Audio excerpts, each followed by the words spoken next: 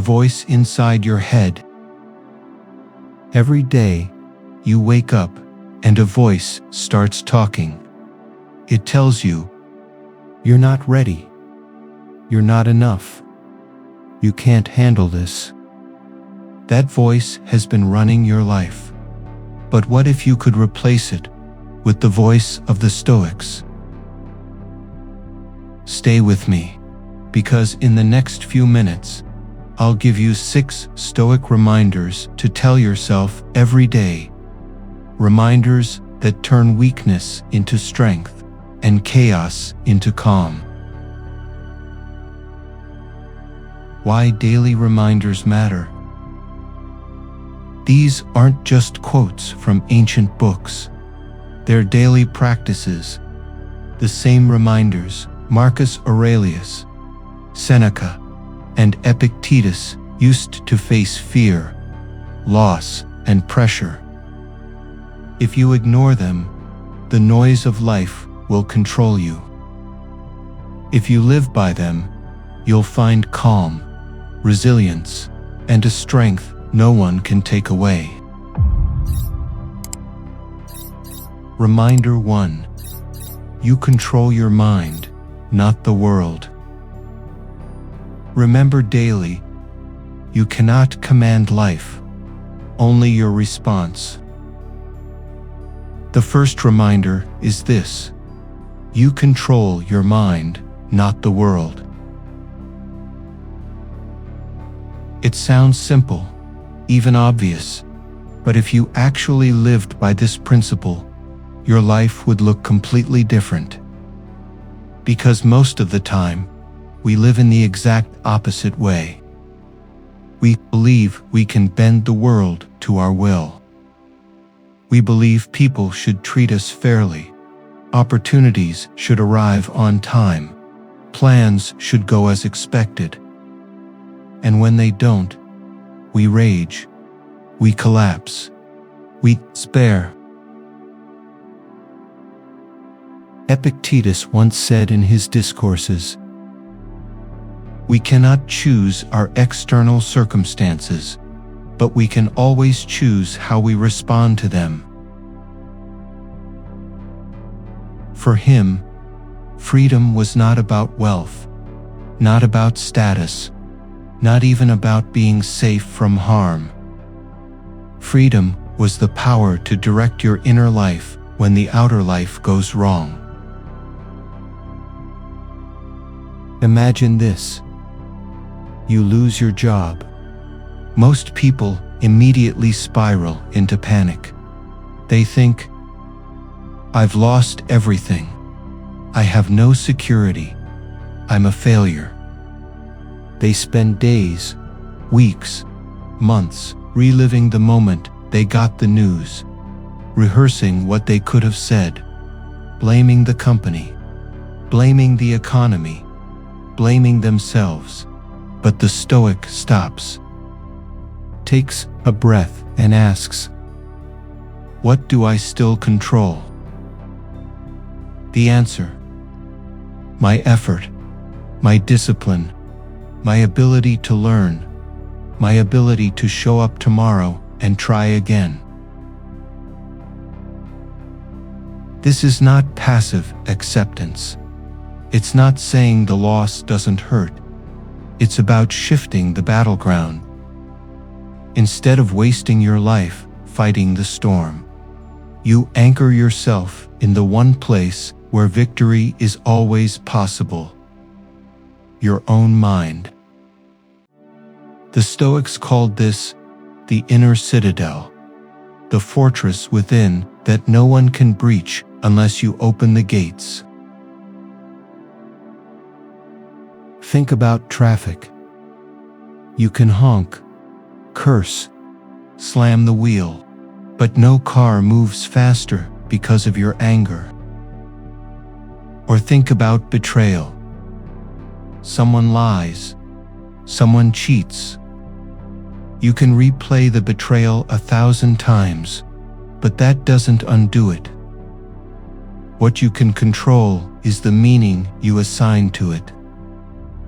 Will you see it as proof that people are hopeless, or as proof that you are strong enough to endure?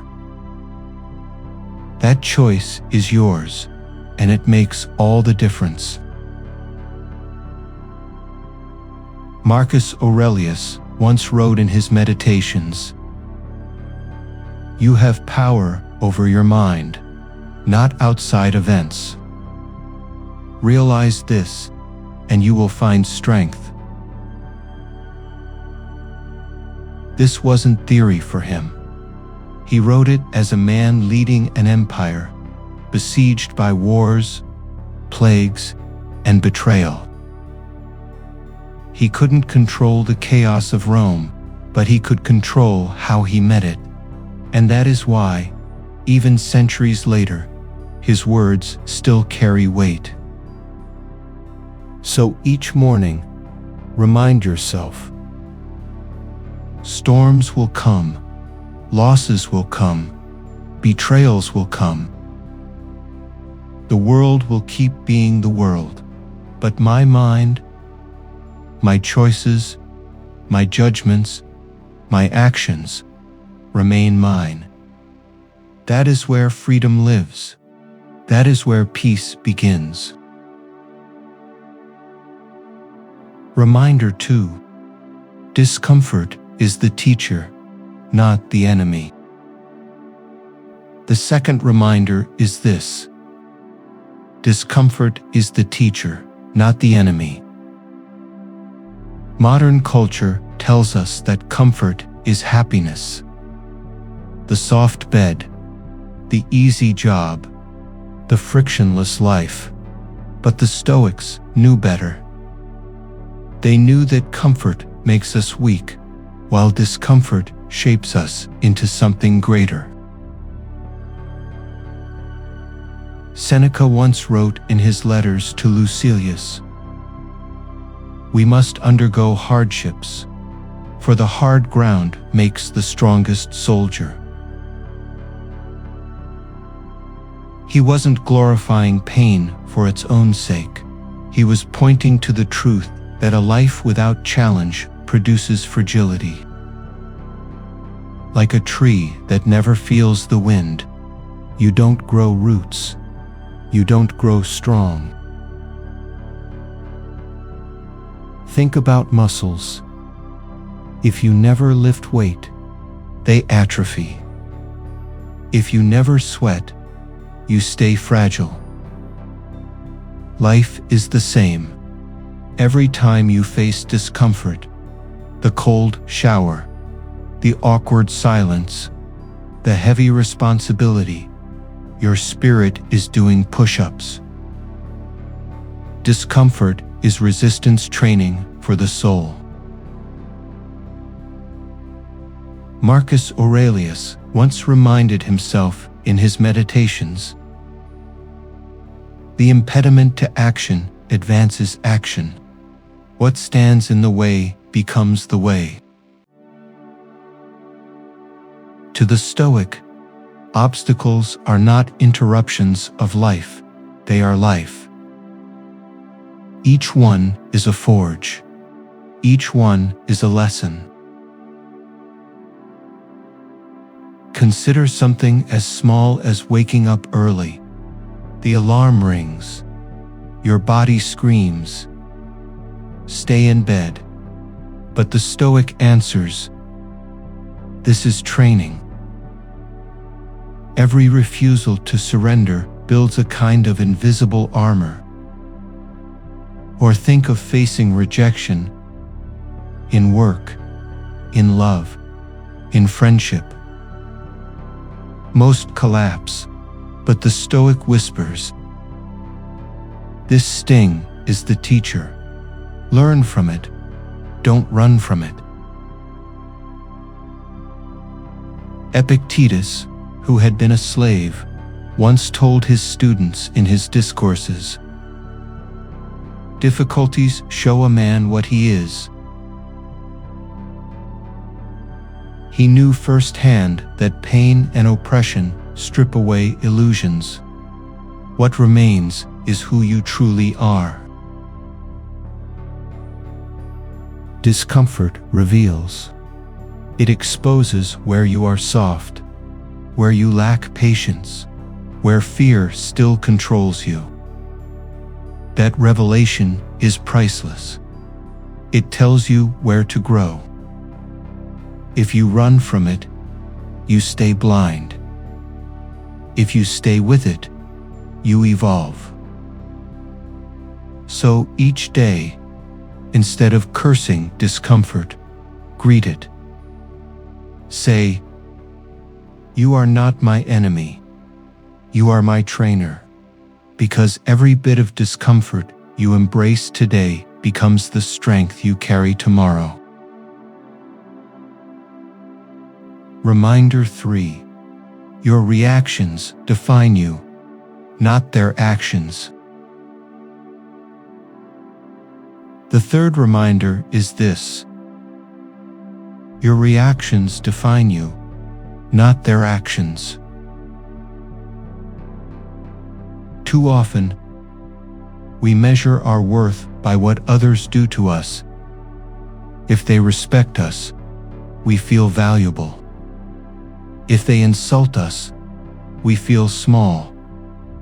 If they betray us, we feel broken. But the Stoics taught, another person's action says nothing about who you are. It only reveals who they are. What defines you is how you respond. Epictetus once reminded his students in the Enchiridion, "It is not what happens to you, but how you react to it that matters." This was not abstract philosophy. He had been a slave, beaten, humiliated, owned by another human being. Yet he insisted. The insult, the whip, the chains, none of them determined his soul. His reaction did. Imagine someone insults you in public. Your first impulse might be to fight back, to prove them wrong, to sting them as they stung you. But what then? You've let their ugliness dictate your behavior. You've let them pull you into their mud. The Stoic response is different. Pause, breathe, ask, does this insult change who I am, or does it only reveal their ignorance? Marcus Aurelius, surrounded by betrayal and corruption in the Roman court, wrote in his Meditations, "When another blames you or hates you, or when men voice similar criticisms, go to their souls, penetrate inside, and see what sort of people they are. You will realize that there is no need to be racked with anxiety that they hold any particular opinion about you." He trained himself not to be owned by the judgments of others. Think of a glass of clear water. Someone throws dirt into it, the water becomes cloudy.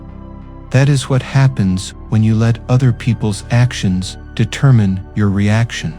But if your mind is like a deep well, a stone may be thrown in, yet the water remains clear. That is Stoic composure. To remain undisturbed, to let their action end with them, not continue in you. So remind yourself each day, their action is theirs. My response is mine. This simple shift frees you from being a puppet of other people's moods. You become the author of your own character. You live as the Stoics lived, rooted, unshaken, defined not by what is done to you, but by what you choose to do in return. Reminder 4. Everything is temporary.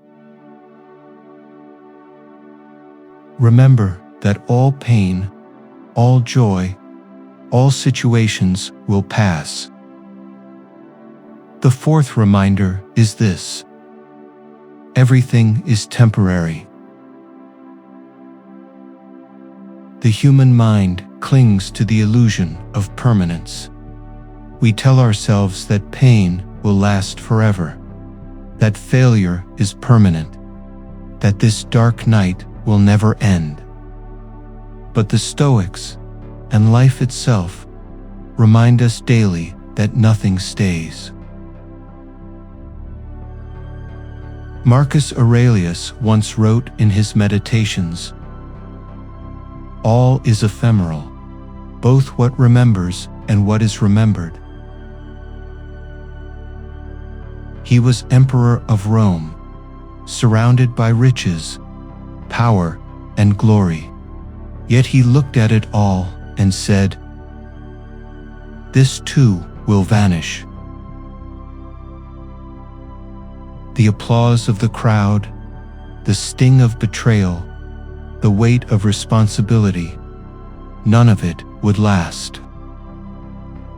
Think of your greatest heartbreak. At the time, it felt like the end of the world, but years later, you barely remember the sharpness of the pain.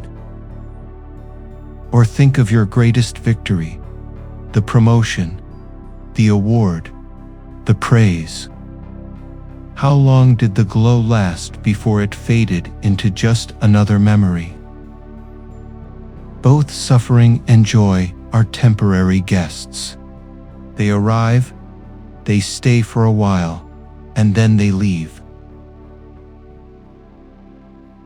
Epictetus once told his students in the Discourses, "When you kiss your child, say to yourself, 'Tomorrow he may die.'" To modern ears, this sounds harsh, but to the Stoics, it was a way of loving fully. By remembering impermanence, you don't cling desperately. You appreciate deeply, because you know every embrace, every conversation, every moment may be the last. Consider even your own emotions. Anger feels endless when it burns in you, but hours later, it's gone. Anxiety feels permanent when it grips your chest, but days later, it shifts, it weakens. No storm inside the human heart lasts forever. Seneca once wrote in his letters to Lucilius, "What need is there to weep over parts of life? The whole of it calls for tears." He was not being cynical. He was reminding Lucilius that impermanence runs through everything. Life itself is a stream. To expect it to freeze is to guarantee disappointment. So remind yourself every day, this pain will fade, this joy will fade, this moment will pass. By remembering impermanence, you gain a strange kind of strength. You stop clutching at what you cannot hold. You stop fearing what you cannot keep. You begin to live fully in the now, because you see clearly that now is all you ever truly have. Reminder 5. Focus on what you can give, not what you can get. Life is not measured by possessions, but by contribution. The fifth reminder is this: focus on what you can give, not what you can get. Most of life's frustration comes from chasing what lies outside our control. Recognition, wealth, praise, status. We crave applause, and when it doesn't come, we feel cheated. We grasp for rewards, and when they don't arrive, we feel empty. The Stoics rewrote the script. Instead of asking, "What can I take?" they urged us to ask, "What can I give?" Seneca once wrote in his letters to Lucilius, "No man can live happily who looks only to himself and turns everything to his own advantage. You must live for your neighbor if you would live for yourself." To him, the path to happiness was not selfish accumulation, but selfless contribution. Imagine a doctor who measures success not by how much money he earns, but by how many patients he heals. Or a teacher who judges her life not by promotions, but by how many young minds she shaped. This is Stoic arithmetic. The worth of your life is not the sum of what you gathered, but the impact of what you gave. Marcus Aurelius, in his Meditations, reminded himself, "What is not good for the beehive cannot be good for the bee." He believed that his own well-being was tied to the well-being of his people. The hive mattered more than the individual bee. Service was not charity, it was survival for the whole. Consider this in your daily life. At work, instead of obsessing over, "What recognition will I get for this project?" ask, "How can I make this project serve others better?" In relationships, instead of, "What will I gain from this person?" ask, "How can I be a better friend, partner, or parent?" That shift is liberating. It moves you from dependence on others' approval to the independence of self-respect. Epictetus reminded his students in his discourses, "Don't demand that things happen as you wish, but wish them to happen as they do happen, and your life will go smoothly." When you live to give, you stop demanding. You stop bargaining with life. You simply serve, and in that service, you find peace. So remind yourself each day, "I am not owed anything, but I can always give something." The measure of your life will not be what you hoarded, but what you offered, and that is a measure no one can take from you. Reminder 6. You could leave life at any moment. Remember, mortality every day. It sharpens how you live. The sixth and final reminder is this. You could leave life at any moment. This is not meant to frighten you, but to awaken you. The Stoics practiced Memento Mori, the remembrance of death, not as morbid obsession, but as a daily compass. To remember that death is certain makes life urgent, precious, and real. Marcus Aurelius wrote in his Meditations, "You could leave life right now. Let that determine what you do, say, and think." For him, awareness of mortality was not a reason to despair, but to live with clarity. Every decision was sharpened by the knowledge that time was short. Think of how you act when you believe you have endless time. You postpone the conversation. You delay the dream. You assume tomorrow will always come. But think of how you act when you know the clock is running out. Suddenly, you speak honestly. You pursue what matters. You stop wasting hours on the trivial. This is the gift of mortality. Seneca reminded Lucilius in his letters. Let us prepare our minds as if we'd come to the very end of life. Let us postpone nothing. Let us balance life's books each day. He who puts the finishing touches to his life each day is never short of time. For Seneca, living well meant living ready, never assuming tomorrow was guaranteed. Epictetus too warned his students in the Discourses. Keep death and exile before your eyes each day, along with everything that seems terrible. By doing so, you will never have a base thought, nor will you have excessive desire. To him, remembering death was a shield against both fear and greed. Consider your own life. If tonight were your last night, what would you regret leaving undone? The words unsaid, the kindness withheld, the risks never taken. Let mortality be your teacher, not your terror. It strips away illusions. It makes you real. It calls you to live fully now. So each morning, whisper this reminder: I could leave life at any moment.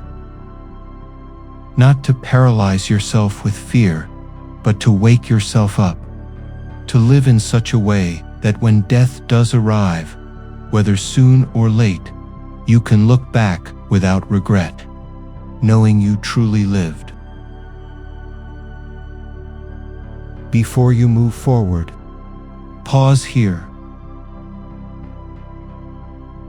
Let the reminders echo in your mind. Which of them do you need most today?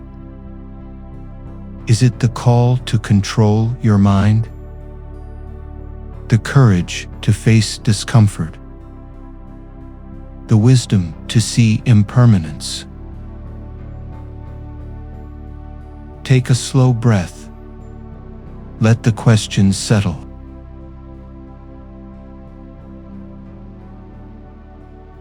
This moment of silence is not empty. It is where change begins. Live the reminders, not just hear them. 6 reminders. 6 daily anchors to keep you steady when the world shakes. But remember, wisdom is useless if it stays on the page. These words must become action. Speak them to yourself each morning. Carry them into your choices, your conversations, your struggles. And when you forget, as you surely will, return to them again. That is the Stoic path. Not perfection, but practice. Marcus Aurelius once wrote in his Meditations, "Waste no more time arguing about what a good man should be. Be one." If these daily reminders stirred something in you, then share this reflection with someone who might need it. Let the wisdom ripple outward. And if you wish to keep walking this path with me, subscribe to Stoic-Wellspring. Each week, we grow stronger together.